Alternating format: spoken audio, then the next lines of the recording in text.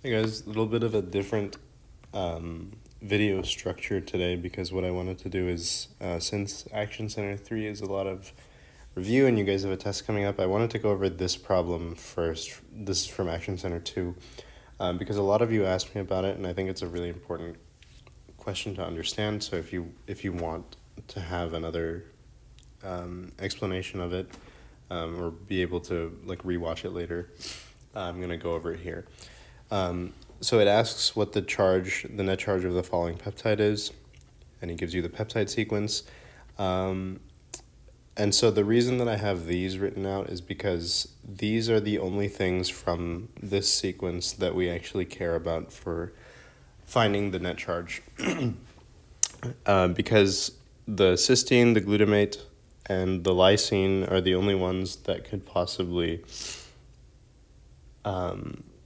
have a charge or contribute to a net charge. The alanine, the glycine, and lysine can't because they don't have ionizable side chains. So to start, I generally write my amino acids and my groups of interest off to the side. And then I look at my pH, and it's more than 2 units away from the N-terminus, the pKa, so I can say that for this equation, QIFI, which this I think about as the potential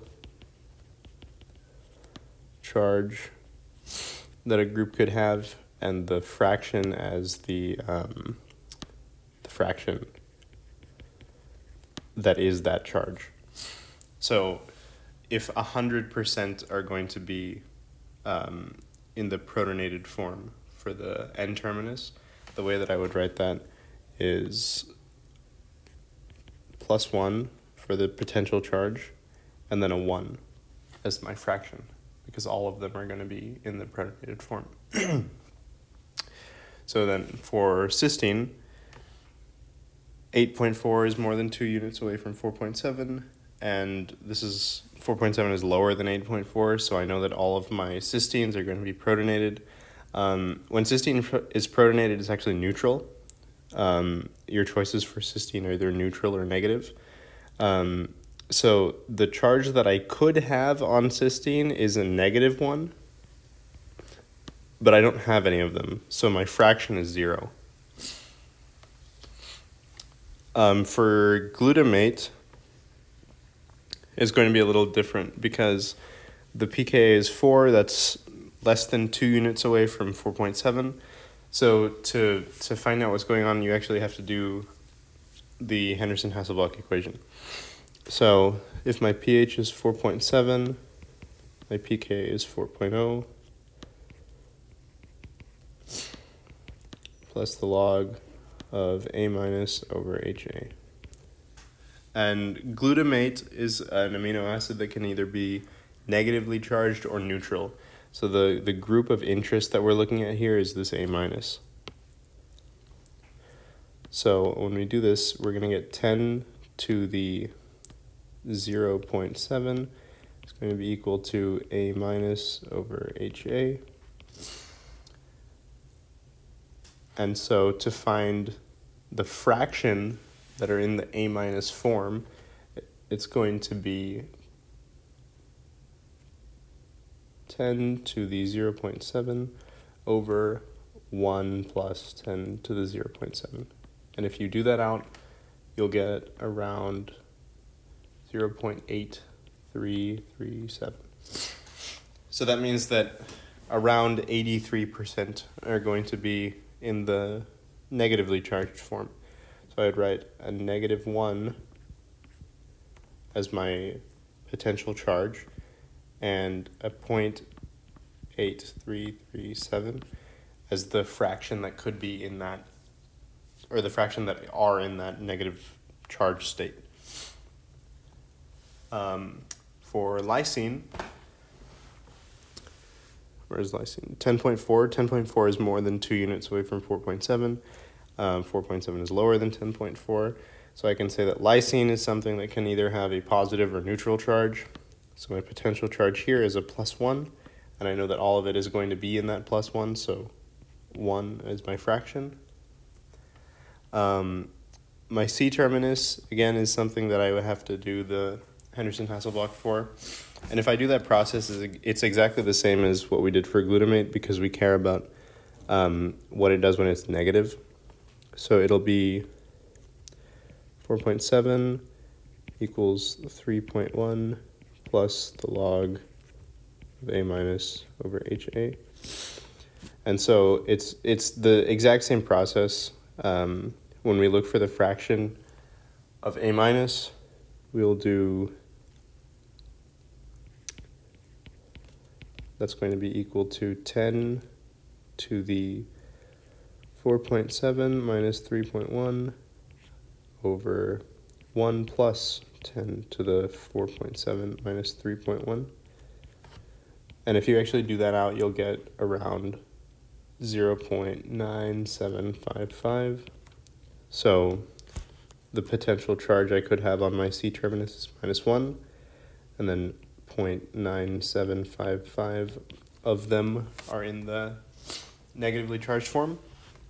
So when I actually do this formula, what I'll get is this expression of +1 times 1 plus -1 times 0 plus -1 times 0.8337 plus +1 times 1 plus -1 times 0.9755.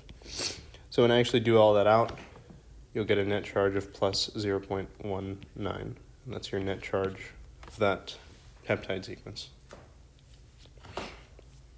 Okay, so now we can actually move into the Action Center 3 questions. So this one is very similar to the one that I did last week about the titrations, but this one is a little bit more involved, I think. So this compound has 2 carboxyl groups and 1 amino. So I'll draw my 2 carboxyls here and my amino group here.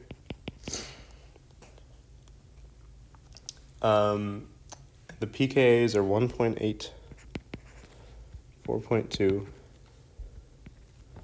and 9.1.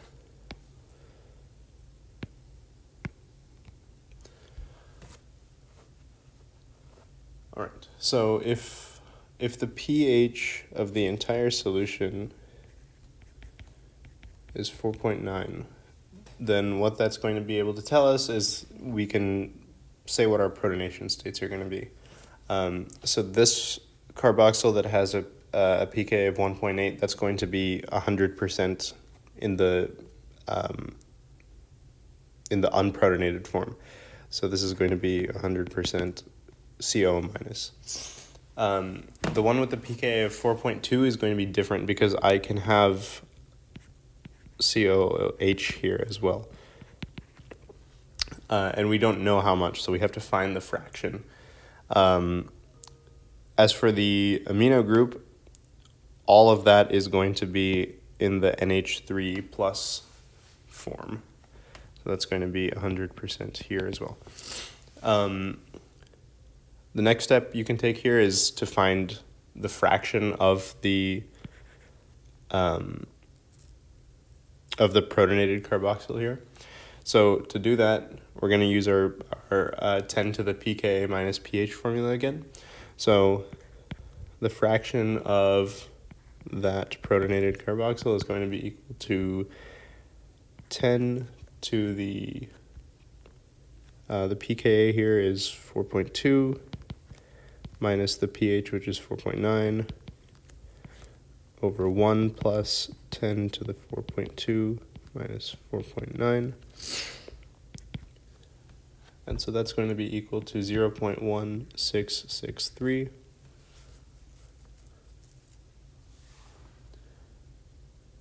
And so now we've got this number. We don't have to worry about it for now because now we're going to figure out like how much of the compound we have. and go from there. So what happens now is that he's given you 80 mil of this 0.14 molar solution. And so what that means is that if you convert that to moles, you'll get 0.0112 moles of the compound itself.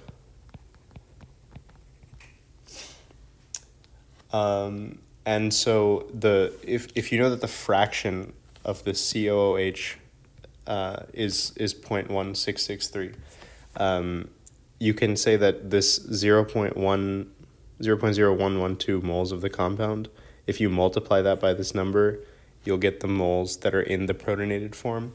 And we care about that because we're adding NaOH. We're adding this basic thing that's going to deprotonate it when it's added. So times my 0.1663 is going to give me 0.001863 moles in the protonated carboxyl form. With the information that he's given me about the sodium hydroxide, we can convert that to 0.003 moles of NaOH. And so what that NaOH is going to do is it's going to deprotonate the COOH that we have to the extent that it can. So it's going to titrate all of that just because, there's enough of it to do that. And when it does that, there's going to be 0.001137 moles left over because we used up this amount in titrating that carboxyl. So now this leftover OH minus is going to titrate this group, the NH3 plus. So now we can do our Henderson-Hasselbalch equation, and we can say that our pH is going to be equal to the pKa of our group of interest, which is the 9.1, plus the log of the basic form, which is going to be equal to 0.001137. And the reason that is because all of this was in the acidic form because it's all protonated. And so we're making whatever we can of the basic form out of the leftover hydroxide ion. So 0.001137 over however much we had of the NH3 plus initially, which is 0.0112 minus 0.001137. And if you actually solve this out, it'll be around 8.2. So that's the pH there. And then this is the last one I wanted to go over. This is a useful problem to know especially for this class. He likes these quite a bit, and so I would get used to doing these. My first step for doing these was always to write out everything in a unit that I was going to use for the actual problem. And so the things that we're concerned with here are ATP, ADP,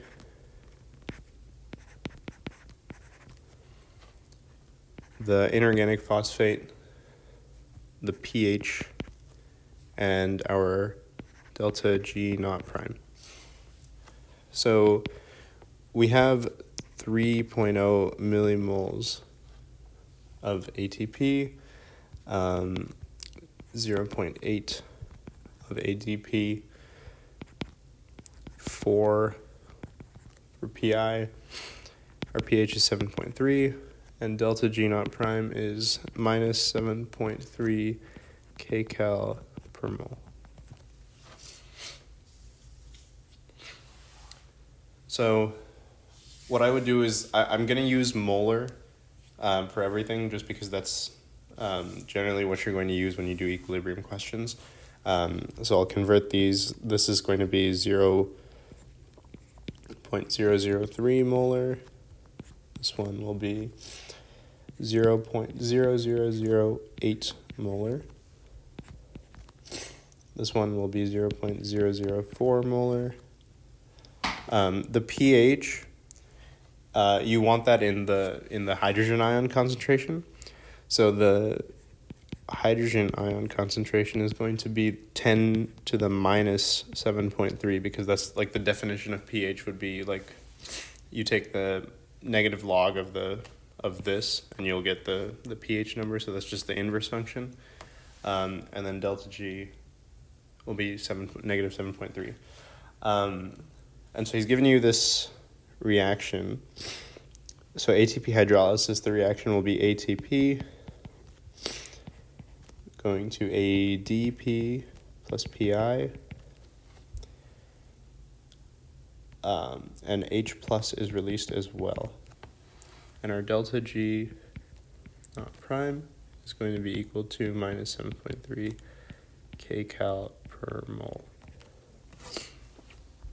So given this, we're going to be able to write a Q expression because we don't know if we're at equilibrium right now.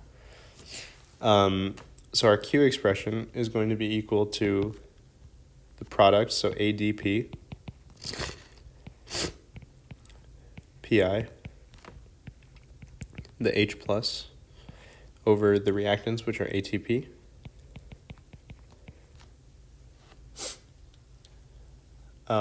And so once we have this, we can just plug in the numbers that we converted for it.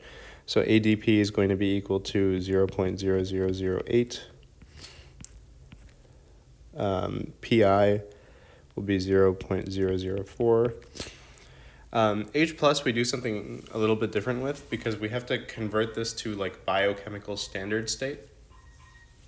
And the way we do that is you basically take your pH, which is 10, or your hydrogen concentration, which is 10 to the minus 7.3, and you divide that by the normal physiological pH, which is 10 to the minus 7.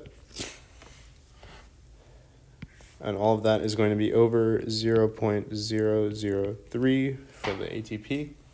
So you do that out and you get 5.35 times 10 to the minus 4. So he's asking you for the delta G for this ATP hydrolysis. And you know that the formula for delta G is equal to delta G naught prime plus RT ln of Q. That's why we had to solve for what Q was. So delta G is going to be equal to negative 7.3 plus R, so 0.001987 is that constant. The temperature, 37 degrees Celsius, is 310 Kelvin. Ln of Q, which was 5.35 times 10 to the minus 4. And that's going to be equal to minus 11.9 kcal per mole.